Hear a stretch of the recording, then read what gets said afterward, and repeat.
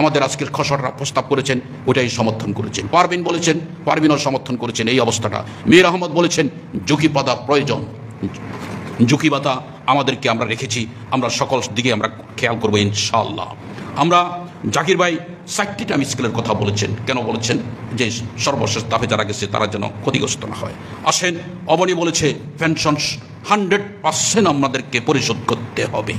এটাগুলো আমরা বক্তাদের আমরা প্রস্তাব। রফিক ভাই বলেছে 17 থেকে 20 সংস্কারের কথা, সর্বনিম্ন 40,000 টাকা বেশি করতে হবে, 16 থেকে 18 পর্যায়ক্রমে বাড়তে হবে 1:3। আমরা সেখানে করার জন্য বলা হয়েছে। পোশাক ভাতা বেতনের সাথে চেয়েছেন এই বোনাস মোটা টোটাল বেতনের সমান চেয়েছেন। ফরিদ সর্দার বলেছে আমরা সার্ভিস বেনিফিট চাই, বেতনের সর্বশেষ দাব যেন ক্ষতিগ্রস্ত না হয়।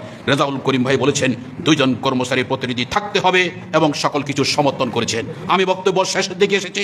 আমরা আজকে এই দীর্ঘ 1 মাস পর্যন্ত পর্যালোচনা সভায় যেই প্রস্তাবটা আজকে আমরা পেয়েছি, এই প্রস্তাবটিকে আমরা চূড়ান্তভাবে প্রকাশনা করার জন্য আমার সভাপতি সহ উপস্থিত আমাদের মহানগরের সভাপতি, 17-20-এর সভাপতি, কার্যকরী সভাপতি সহ মহানগরের কার্যকরী সভাপতি সহ উপস্থিত সকল নেতৃবৃন্দের কাছে আমরা একটা 3 দিনের জন্য অথবা সর্বোচ্চ 7 দিনে চূড়ান্ত করে সভাপতি সেক্রেটারির কাছে আমাদের সাবমিট করার জন্য একটা আমরা এই সমস্ত জায়গাগুলোতে একটা আহ্বায়ক কমিটি লাগে, যতই মিটিং করি না কেন সেই কমিটির আহ্বায়ক কমিটি আমাদের ব্যয় কমিশনের বরাবরের যে প্রস্তাবটা আমরা দাখিল করব, সেই প্রস্তাবটার আমরা একটা আহ্বায়ক কমিটি আজকে গঠন করা হলো।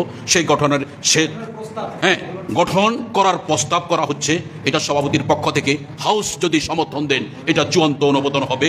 সেটা হলো সম্ভাব্য প্রস্তাবের মধ্যে আমরা করতে চাই সৈয়দ মোহাম্মদ রেজাউল করিম সভাপতি, ঢাকা মহানগর কমিটি আহ্বায়ক। 2 জনাব মোহাম্মদ জাকির হোসেন সহসভাপতি সদস্য সচিব।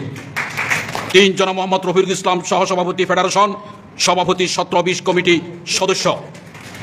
4 জনাব মোহাম্মদ শান্তি ভাই, আমি আমাদের অভিজ্ঞ সিনিয়র ভাই, সহপ্রচার সম্পাদক ফেডারেশন সদস্য। জনাব মোহাম্মদ আব্দুল্লাহ মামুন, সাংগঠনিক সম্পাদক ফেডারেশন সদস্য। জনাব মোহাম্মদ আব্দুল মালেক, যিনি অক্লান্ত পরিশ্রম করেছেন, এই খসড়াটা দাঁড় করিয়েছেন এবং আমাদের প্রসারণার জায়গাটা সারা বাংলাদেশে 18 কোটি মানুষকে প্রতিনিয়ত উনি উপস্থাপন করছেন, তাকে আমরা এই কমিটিতে অন্তর্ভুক্ত রেখেছি সদস্য হিসাবে।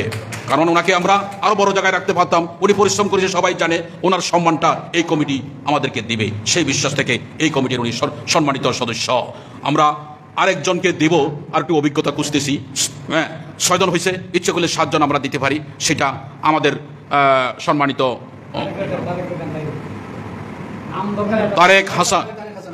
তারেক হাসান সাংগঠনিক সম্পাদক ফেডারেশন, এই 7 জনকে দিয়ে আমরা কমিটি করেছি।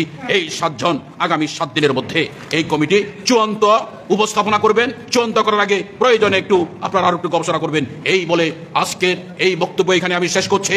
পরবর্তী আমাদের মিটিং সভার আরেকটি তারিখ ঘোষণা করবেন আমাদের সম্মানিত সভাপতি জনাব মোহাম্মদ ওয়ারিস আলী, আমাদের মুখ্য সমন্বয়ক দাবিয়াদ ঐক্য পরিষদ। তার বক্তব্যের মাধ্যমে আজকের সভা সমাপ্তি ঘোষণা হবে। সবাইকে ধন্যবাদ। আসসালামু আলাইকুম ওয়া রাহমাতুল্লাহ।